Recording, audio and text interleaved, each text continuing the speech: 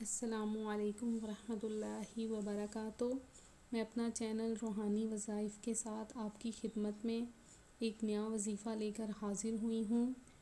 تو سب سے پہلے میں آپ کو بتاتی چلوں کہ شب قدر قریب ہے۔ رمضان المبارک کی طاق راتوں میں شب قدر نظر آتی ہے۔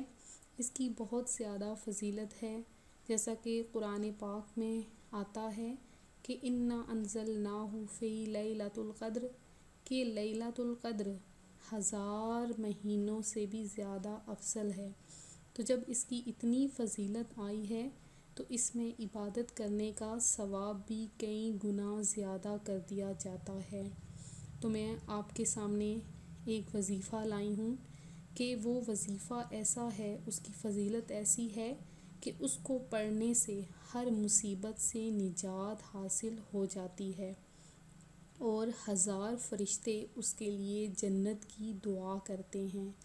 تو ویورز، ایسا وظیفہ ہر کوئی چاہتا ہے کہ ہمیں بھی ملے۔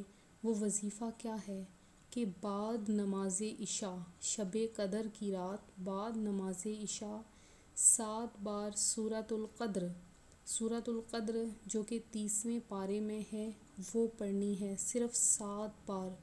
اول آخر 3 مرتبہ درود پاک پڑھ لیں تو ہر مصیبت سے نجات بھی ملے گی، اور 1000 فرشتے جنت کی دعا بھی کریں گے۔